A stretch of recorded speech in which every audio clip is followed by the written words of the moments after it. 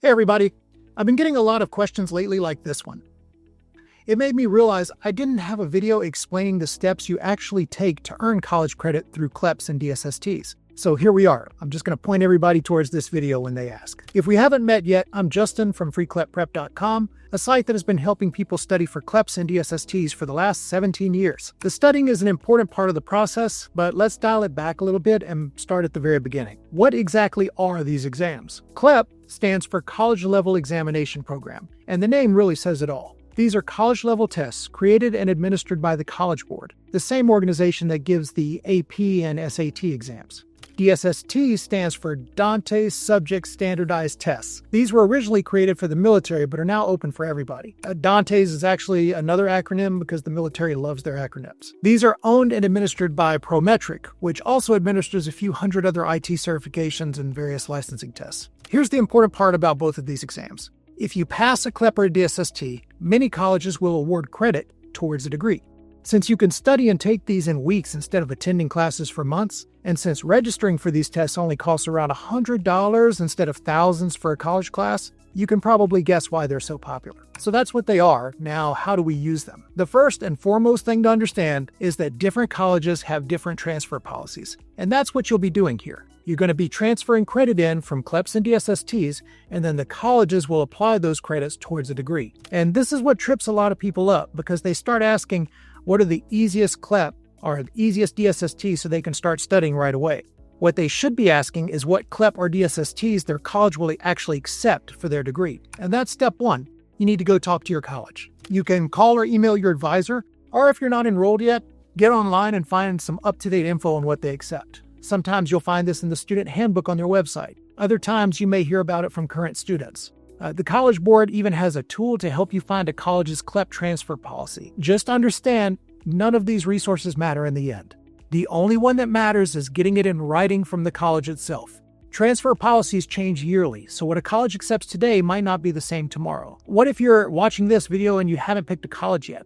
And that's where it gets a little complicated. If you're still in high school and plan to apply to multiple colleges, you may want to wait until you're accepted to one before taking these tests, so that way you're not taking it in vain. If you don't have a particular college picked out yet, there are many regionally accredited colleges that have very generous transfer policies. We'll talk about those a little bit later in the video, but let's stay on track and move to step two. For now, let's assume that you're already enrolled in a college and they've told you that they'll accept CLEPs, or you're going to be enrolled and you know for sure they're going to be accepting these. After talking to your advisor, you learn that you can take the U.S. History 1 CLEP to knock out your Hist 105 requirement. Great, but what's actually on the test? Step 2 is where you do your research and study. Back when I first started taking these tests, this was the hard part. There wasn't much online and almost no free study resources were available. I actually created Free-Clep-Prep to address that issue since a lot of military folks were asking me for study advice and they didn't have a lot of money to spend. Thankfully, that's changed. The internet grew up and now there's almost too much info out there. It's easy to feel overwhelmed. For this video, I'm going to use Free-Clep-Prep obviously to show you the test info, but we're not the only free resource anymore.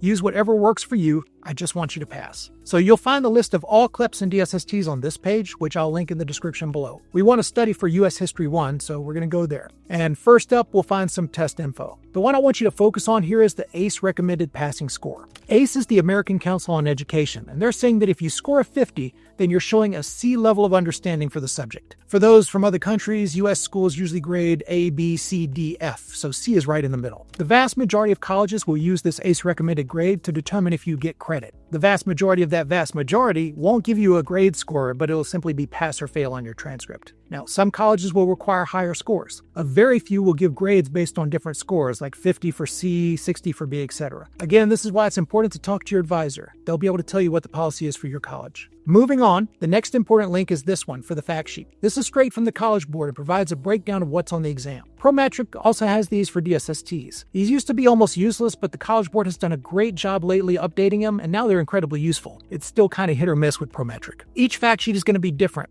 but all of them will mention things you should study. Scrolling down, you'll see the ACE recommendation for scoring credits. Again, final word comes from your college. I'm going to keep on harping on this. Scroll down a little bit more and you'll see some useful resources. Now, one day they're going to include Free-Clep-Prep here, but there are still some great links. Of special interest is the sample questions. I would recommend going through these. There's usually only 10 or so sample questions, but you will often see the same topics on your exam, so it can be a few easy points if you know this material. All right, let's head back to Free-Clep-Prep. Scroll down a bit and you'll see my personal thoughts on the exam. I've taken almost all of the CLEPs by now, some of them multiple times, just to stay updated on how they've changed, and I'll talk about that here. Further down is where the good stuff is. We've got summaries covering all the topics we think you'll need to know. Flashcards, full-length practice tests, and feedback area where people talk about their test. All of this is free, and I hope you find it useful. The stuff with the locks you see here is our quick prep bundles. Those are available for people in a rush, but you don't need them to pass. The free resources are more than enough if you have the time. Now, people often ask during this step, how long do I need to study for? And that really varies on the person. I personally would study until I could answer all the flashcards without looking and score above 80% on the practice test. It'll give you a scaled score, but 80% or above of correct answers is where you want to aim. Once you can do that, I'd feel good about pointing you towards step 3. If you're taking a CLEP, step 3 should be heading over to Modern States. I have a full video about these guys, but to sum it up, they'll pay for your CLEP, saving you some serious money.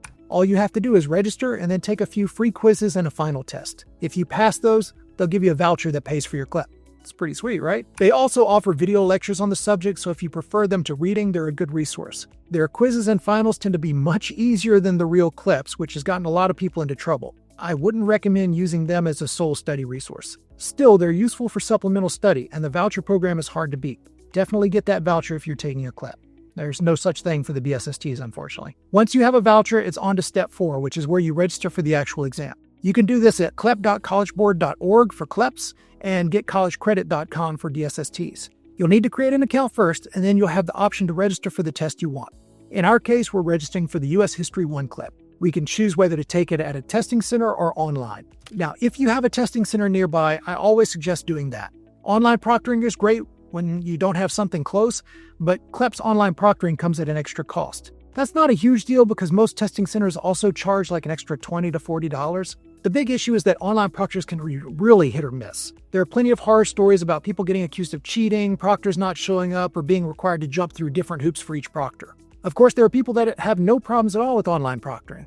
It's up to you, but I've got a great locally owned testing center near me and I like supporting them. Once you register, it's off to step 5, taking the actual exam. Your testing center or online proctor should have given you all the directions you'll need on this one. That's another reason to take these at the testing center, especially your first one. The staff is usually more than happy to help answer any questions. Many people are nervous about their first CLEPs or DSSTs, but you should treat it just like any other exam. If you studied well in step 2, you're ready for this. All that's left is to go get those college credits. And that's pretty much it for the how to take CLEPs and DSSTs. Let's talk about colleges if you don't have one picked already before we wrap this up. I'll end up doing another full-length video on this subject, but here's the quick version. As I mentioned, there are several regionally accredited colleges that accept large amounts of transfer credit. That regional accreditation is important for a few reasons, but outside the scope of this video. Just know that regional accreditation is still considered the top tier of colleges. All you national accreditation folks, save the torches and the pitchforks for the other video. I'm not hating, I'm just telling how it is. There used to be 3 main colleges where you could earn a degree by taking only CLEPs, DSSTs, and maybe 1 or 2 other forms of an exam.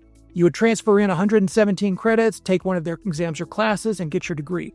These were collectively known as the Big 3 colleges: Excelsior College, Charter Oak State College, and Thomas Edison State University. If you look at the Modern States website, they're actually holding degrees from Thomas Edison. The bad news is that it's tougher these days to completely test out of a degree. Many colleges, including the Big 3, require you to take at least 1 and sometimes a few multi-week courses to graduate with a degree. That's understandable no matter how much we may wish it was otherwise. For people in a rush, though, it's still much better than the traditional route.